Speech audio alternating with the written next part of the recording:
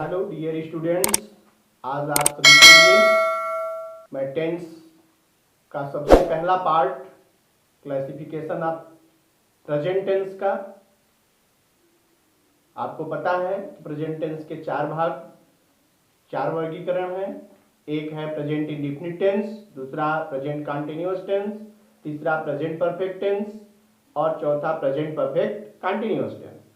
यहाँ मैंने present indefinite tense से रिलेटेड कुछ नियम जो है आप सभी के लिए बोर्ड पर पहले से लिख रखा है। इसे आप सभी बहुत ध्यान से बारीकी से समझें।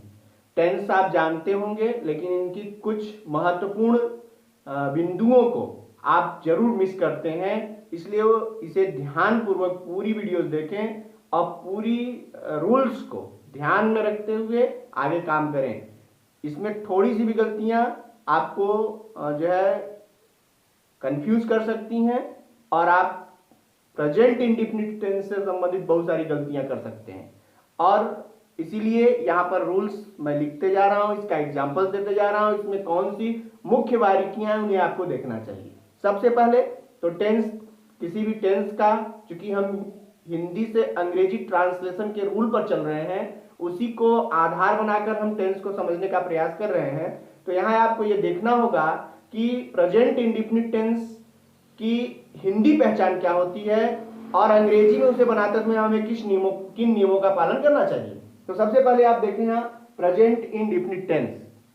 प्रेजेंट इंडेफिनिट टेंस को हिंदी में कहते हैं अनिश्चित वर्तमान काल। अनिश्चित, मैंने इसको पिछली वीडियो में स्पष्ट कर दिया था कि इंडेफिनिट का मतलब होता है डेफिनिट यानी निश्चित और इनडेफिनिट यानी अनिश्चित।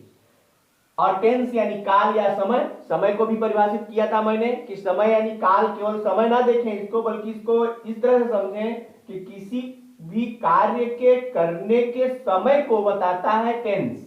और वो कार्य यदि अनिश्चित है तो वो हो जाएगा अनिश्चित काल, और अनिश्चित भी यदि वर्तमान प्रेजेंट में हो रहा है तो वह अनिश्चित वर्तमान काल के नाम से जाना जाएगा। अब इसकी हिंदी पहचान कॉमन सिंबल है। अब ऐसा नहीं है कि ता है, ती है, ते है, आप कॉमन वे में रट लेते हैं और ये समझ लेते हैं बस यही इसकी पहचान होती है। ऐसा नहीं है। इसको आप कॉमन वे में भी समझें और इसकी जो है बारीकियों को भी समझें। जैसे यहां पर है कि हिंदी पहचान में क्या होना चाहिए, तो हिंदी क्रियाओं के साथ, सबसे पहले आप हिंदी के सेंटेंसेस में हिंदी क्रियाओं को ढूंढिए। हिंदी क्रियाओं के साथ एक ता है, ती है, ते है लगा हो तो वो प्रेजेंट इंडेफिनिट टेंस होगा।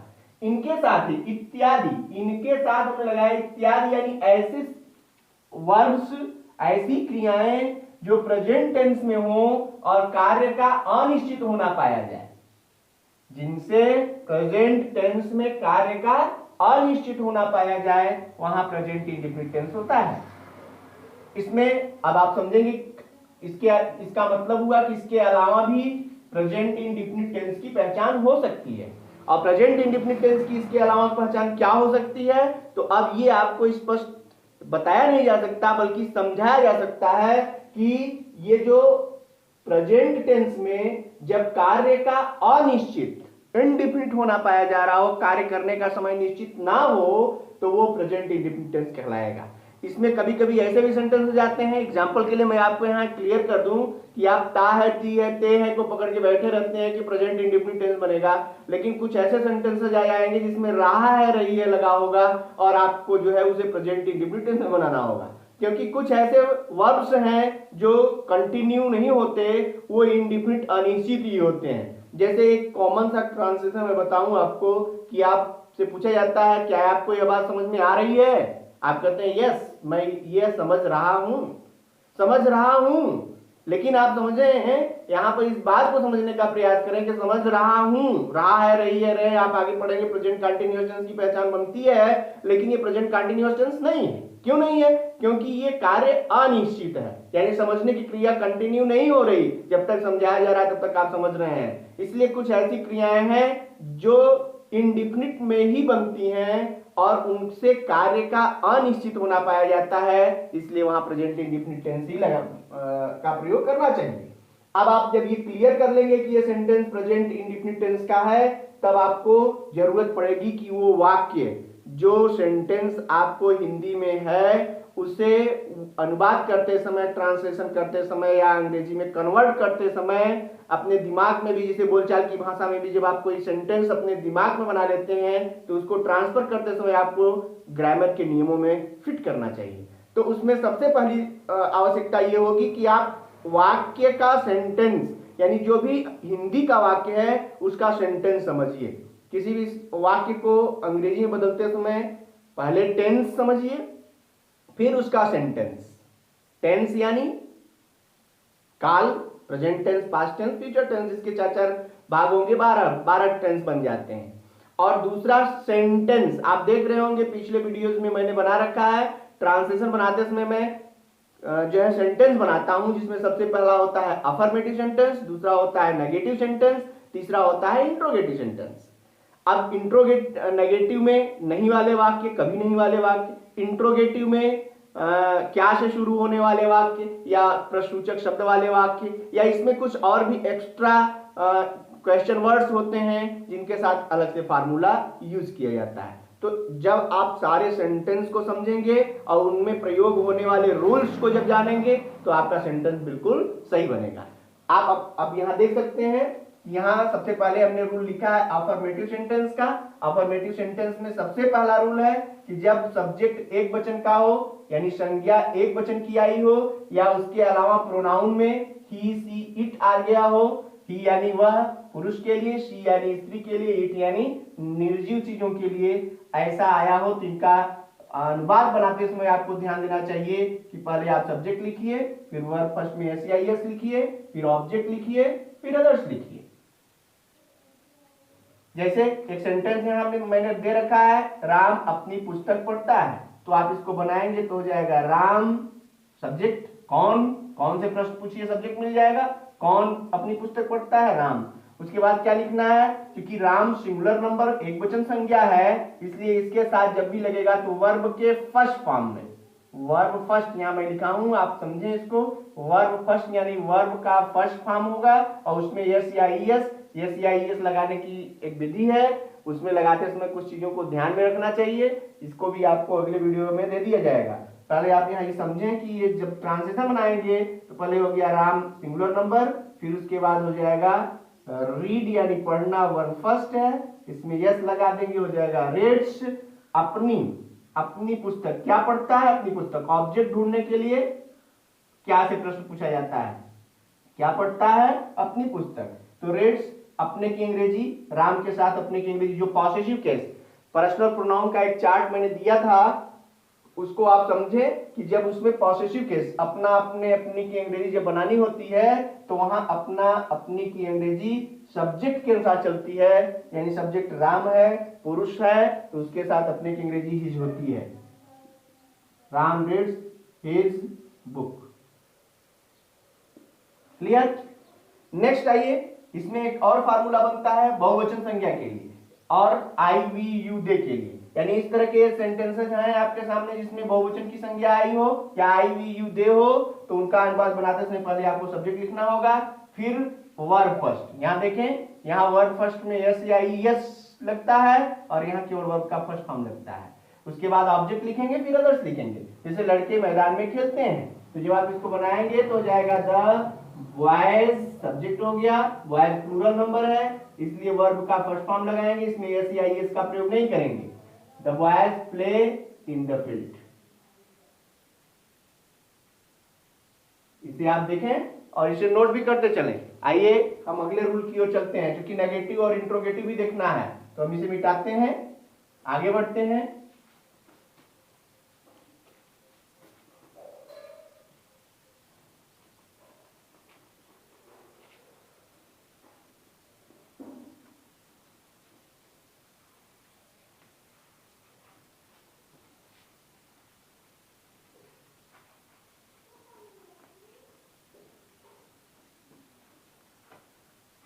प्रिय विद्यार्थियों, देखें आप यहां जो है नेगेटिव सेंटेंस तक आपने देखा कि रूल कैसे बन रहा था। अब आप अफर्मेटिव का देखे थे, अब आप देखेंगे दूसरा सेंटेंस नेगेटिव का। नेगेटिव सेंटेंस में भी दो तरह के रूल बनेंगे। नेगेटिव सेंटेंस को बनाते समय आप ध्यान दें कि इसमें दो तरह के वाक्य आएंगे। पहला आएगा नहीं वाला वाक्य, जिसमें नहीं केवल दिया रहेगा, तो नहीं का प्रयोग करते समय आप ध्यान देंगे कि नहीं वाले वाक्यों में सबसे पहले आप सब्जेक्ट लिखेंगे, फिर यहां देखिए हेल्पिंग वर्ब का प्रयोग किया जाता है डू या डज। इसे भी ध्यान से समझिए आप कि जब नेगेटिव सेंटेंस होगा जिसमें नहीं केवल होगा, तो सब्जेक्ट जो है वो लिखने के बाद आपको सहायक क्रिया लिखनी पड़ेगी। नेगेटिव सेंटेंस में हेल्पिंग वर्ब की जरूरत पड़ती है, तो प्रेजेंट इंडेफिनिट टेंस में अफर्मेटिव में कोई सहायक क्रिया नहीं होती, लेकिन नेगेटिव सेंटेंस में डू या डज आ जाता है। डू जो है ये वर्ब फर्स्ट है, यानी ये प्लूरल नंबर के साथ लगता है, प्लूरल नंबर सब्जेक्ट के साथ, और डज जो है वो सिंगुलर नंबर सब्जेक्ट के साथ लगता है। इसको आप yes yes singular number subject और प्लूरल नंबर सब्जेक्ट ऐसे लिख लीजिए, जैसे अभी लिखा था मैंने उसके पहले। तो आप प्लूरल नंबर सब्जेक्ट के साथ डू लगाइए और सिंगुलर नंबर सब्जेक्ट के साथ डज लगाइए। फिर इसके बाद आप लगाएंगे नॉट, फिर वर्ब का फर्स्ट फॉर्म, फिर ऑब्जेक्ट, फिर अदर्स। ये हुआ जैसे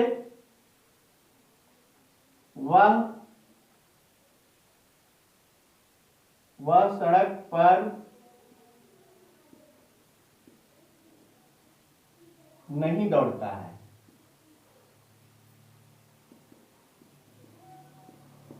तो इसे आप बना देंगे, सब्जेक्ट हो गया ही के साथ सिंगुलर नंबर है इसलिए डज का प्रयोग, डज नॉट रन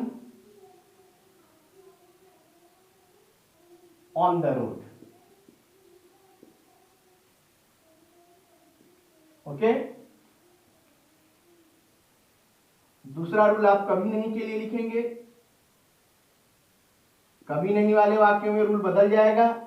कभी नहीं वाले वाक्यों में क्या होगा, तो पहले आप लिखेंगे सब्जेक्ट, फिर आप लिखेंगे नेवर, इसमें जो है ये डू या डज नहीं लगता। फिर उसके बाद आप लिखेंगे वर्ब फर्स्ट या वर्ब फर्स्ट में यस या यस। यहां आप थोड़ा कंफ्यूज होंगे तो आप इसे स्पष्ट कर दीजिए कि वर्ब फर्स्ट का प्रयोग तब करेंगे जब ये सब्जेक्ट प्लूरल नंबर का होगा, और वर्ब फर्स्ट में यस या यस का प्रयोग कब करेंगे जब सब्जेक्ट सिंगुलर नंबर का होगा। नेवर के साथ डू या डज का प्रयोग नहीं होगा। इस प्रकार फिर आप लिखेंगे ऑब्जेक्ट, फिर लिखेंगे अदर्स। जैसे मोहन झूठ कभी नहीं बोलता है।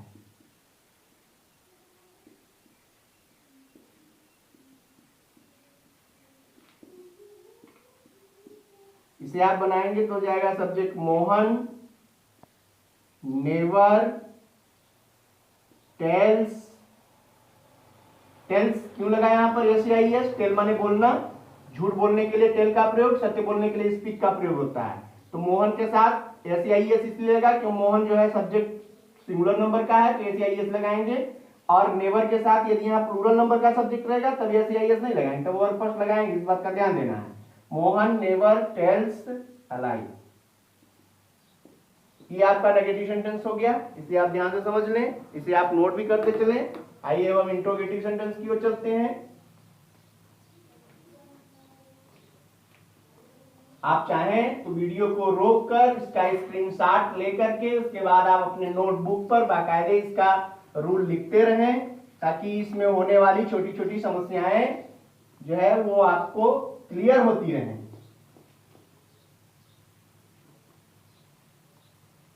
आइए इंट्रोगेटिव सेंटेंस को देखते हैं।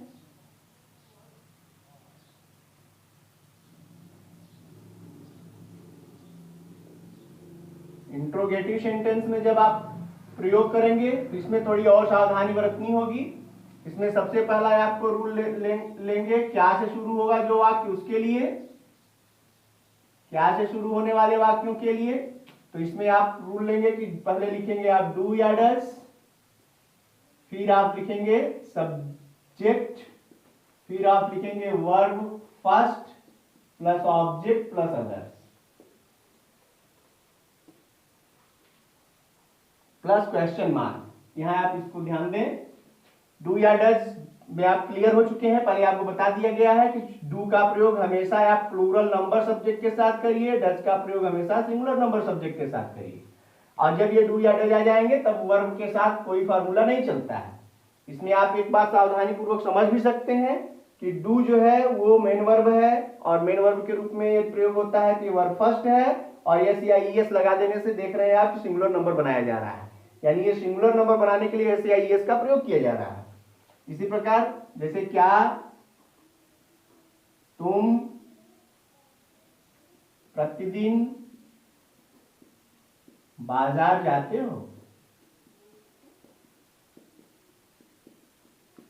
तो आप देखेंगे यहां सब्जेक्ट ये डू या डज पहले होगा, do you go to market daily,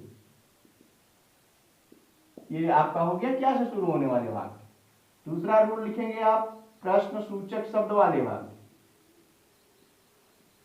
प्रश्न सूचक शब्द वाले वाक्यों को, प्रश्न सूचक शब्द आपको क्लियर किया था मैंने, कब क्यों कहां कैसे किसका किसकी किसका कितना कितनी कौन सा कौन सी इत्यादि।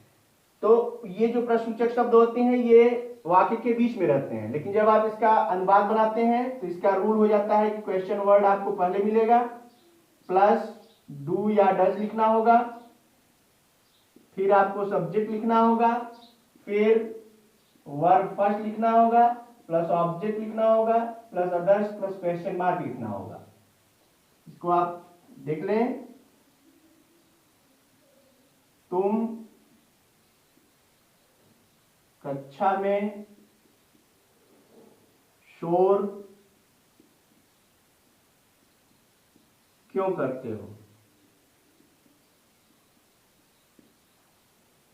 अब यहां देखें क्यों पहले आ गया, पहले ले लीजिए वाई डू, यू के साथ डू का प्रयोग, क्योंकि यू प्लूरल नंबर के सब्जेक्ट में आता है, डू लगेगा, ये हो गया आपका डू या डज में से do, why do you.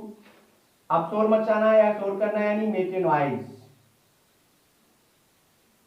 Make a noise, कक्षा में यानी इन द क्लास, ये होगी। यहां विद्यार्थियों आप इस बात का ध्यान दें कि इसमें एक और फार्मूला बनेगा और वो होगा ऐसे सेंटेंसेस जिसमें प्रश्नसूचक शब्द ही सब्जेक्ट का काम करता हो। स्पेशली इसे मैं इंडिकेट करता हूं कौन से शुरू होने, कौन वाले वाक्य या ऐसे प्रश्नसूचक शब्द। अब यहां मैं लिखना चाहूंगा प्रश्नसूचक शब्द जिनके साथ सब्जेक्ट न हो, जिनके साथ वाक्य में सब्जेक्ट न आता हो, कर्ता न आया हो, उनके लिए ये फार्मूला बनेगा। इसे आप नोट कर लें।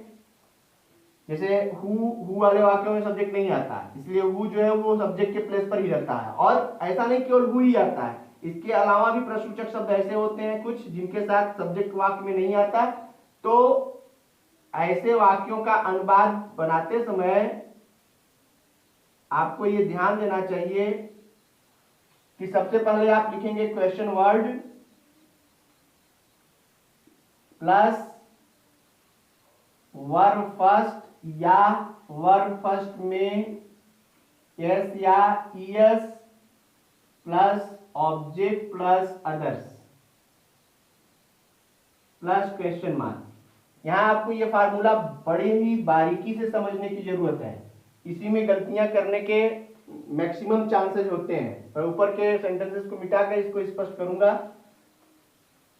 आप स्क्रीनशॉट ले लिया करिए, वीडियोस को पास करके स्क्रीनशॉट ले लिया करिए, रूल्स को लिखते रहा करिए, या तो डायरी और पेन लेके बैठिए और मेरे साथ इसे लिखने का प्रयास किया करिए। यहां जो है ये हमने फार्मूला दे रखा है कि जब ऐसे सेंटेंसेस हो, तीसरा रूल है ये इंट्रोगेटिव सेंटेंस का कि कौन आ जाए, या ऐसे सेंटेंस हो जिसमें प्रश्नसूचक शब्द जिनके साथ वाक्य में सब्जेक्ट न हो, तो उनके लिए आप क्वेश्चन वर्ड को पहले लिखिए, उसके बाद डू या डज मत लिखिए, क्योंकि सब्जेक्ट नहीं है, सब्जेक्ट नहीं आएगा, डू या डज का प्रयोग नहीं किया जाएगा। तब क्या होगा, अब ये क्वेश्चन वर्ड ही डिफाइन करेगा कि यदि ये सिंगुलर नंबर है तब आप सिंगुलर नंबर सब्जेक्ट के आ जाए, ये सब्जेक्ट के रूप में रहेगा, ये सब्जेक्ट के प्लेस पर रहता है। इसलिए इसी के अनुसार यदि ये सिंगुलर नंबर है तो वर्ब फर्स्ट में एस या ईएस और यदि ये प्लूरल नंबर है तो वर्ब फर्स्ट का प्रयोग करते हैं। जैसे तुम्हें अंग्रेजी कौन पढ़ाता है, ये एक सेंटेंस है, इसमें तो हु वाले वाक्य है। आप हु वाले वाक्य में तो आंख बंद करके ये समझ लें कि कौन जो है जब आ गया तो उसमें सब्जेक्ट नहीं होता है। इसको आप सबसे पहले लिखेंगे और ये सब्जेक्ट, अब यहां पर ये हु भी कभी सिंगुलर नंबर के लिए आता है, कभी प्लूरल नंबर के लिए आता है। तो ये ध्यान देना होगा कि कौन जो है ये एक प्रोनाउन है और किस नाउन के लिए आया है। सिंगुलर नंबर के लिए आया है तो वर्ब फर्स्ट में से आई है, और यदि ये प्लूरल नंबर के लिए आया हो तो वर्ब फर्स्ट का प्रयोग करते हैं। जैसे हु ये सिंगुलर नंबर के लिए कोई एक पढ़ाता है, इसलिए सिंगुलर नंबर सब्जेक्ट हो गया, तो यहां पर वर्ब फर्स्ट में एस लिखेंगे, यानी हु टीचेस यू इंग्लिश। ठीक है, जैसे मैं दो सेंटेंस और देता हूं, उसमें आप क्लियर कर लेंगे कि कुछ सेंटेंस ऐसे होते हैं, जैसे वह किसकी पुस्तक पढ़ता है,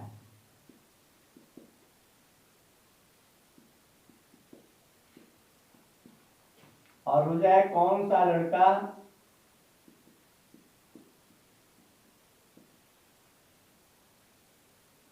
गीत गाता है। ये दो सेंटेंसेस हैं। इन दोनों सेंटेंसेस में देखें क्वेश्चन वर्ड आया है सेंटेंस में, इसमें है वह किसकी पुस्तक पढ़ता है, तो किसकी पुस्तक ये जो है क्वेश्चन वर्ड है, और इसमें है कौन सा लड़का गीत गाता है, तो ये क्वेश्चन वर्ड है। इन दोनों क्वेश्चन वर्ड के यूजेस में अंतर है हिंदी में। आप देख रहे हैं कि इसके साथ इसका सब्जेक्ट आया है अलग है, और इसके साथ इसमें सब्जेक्ट नहीं है, क्योंकि कौन से प्रश्न पूछेंगे, कौन गीत गाता है तो कौन सा लड़का, और वह किसकी पुस्तक पढ़ता है, कौन पुस्तक पढ़ता है तो वह, यानी यहाँ सब्जेक्ट अवेलेबल है, यहाँ सब्जेक्ट अवेलेबल नहीं है। तो इसमें फार्मूला आप ध्यान दें कि जब ये सब्जेक्ट इसके साथ सब्जेक्ट अवेलेबल हो तो दूसरा वाला रूल, इसके पहले एक दूसरा रूल मैंने लिखा था कि पहले क्वेश्चन वर्ड लिखेंगे, फिर डू या डज, फिर सब्जेक्ट, फिर वर्ब फर्स्ट, फिर ऑब्जेक्ट, फिर अदर्स लिखेंगे, और जब ये खुद सब्जेक्ट के रूप में हो तब ये फार्मूला यूज करेंगे। इस फार्मूला को इंट्रोगेटिव सेंटेंस के इस फार्मूला को आप विशेष रूप से देखें, और इसमें ही गलती होने के चांसेस अधिक होती है, इसलिए आप इसको बहुत ध्यान से समझने का प्रयास करें, इसमें कोई गलती ना हो, इसके लिए आपको इसे खूब अच्छे से समझने की जरूरत है। तो अब आपने देखा कि इसमें सब्जेक्ट है, तो इसको इंट्रोगेटिव के दूसरे रूल के अनुसार बना दीजिए। तो किसकी पुस्तक के लिए हो जाएगा यहाँ हुज बुक, ये है वह, यानी वह सिंगुलर नंबर है, तो इसलिए आप इसको लगाएंगे डज ही रीड। अब आगे देखें कौन सा लड़का गीत गाता है, तो ऐसे सेंटेंस में ये खुद सब्जेक्ट है, इसलिए आप इसको लिखेंगे कौन सा लड़का का हो गया विच बॉय गीत गाता है, क्योंकि ये एक लड़के की बात हो रही है और एक लड़का सिंगुलर नंबर के साथ, यहाँ singular number question word singular number में हो और सब्जेक्ट ना हो तो वर्ब फर्स्ट में ऐसी आई है। तो विच बॉय सिंग्स ए सॉन्ग,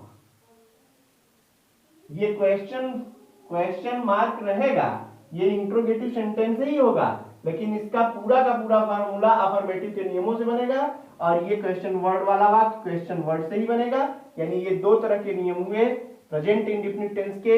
ये सारे नियम यदि आप बारीकी से समझेंगे तो प्रेजेंट इंडेफिनिट टेंस में बिल्कुल गलती नहीं होगी और गलतियां होने के चांस बिल्कुल खत्म हो जाएंगी। लेकिन इसको खूब बारीकी से और खूब अच्छे से समझने की जरूरत है।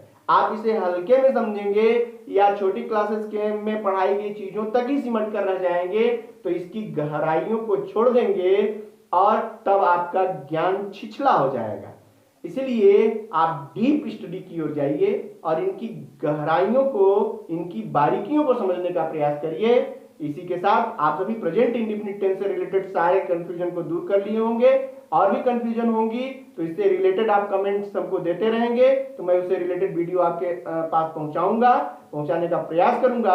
तब तक के लिए आप सभी को बहुत बहुत शुभकामनाएं। आप अपने अपने एक्सरसाइज में लगे रहें और इसे अच्छे से समझने का प्रयास करते रहें। बहुत बहुत धन्यवाद।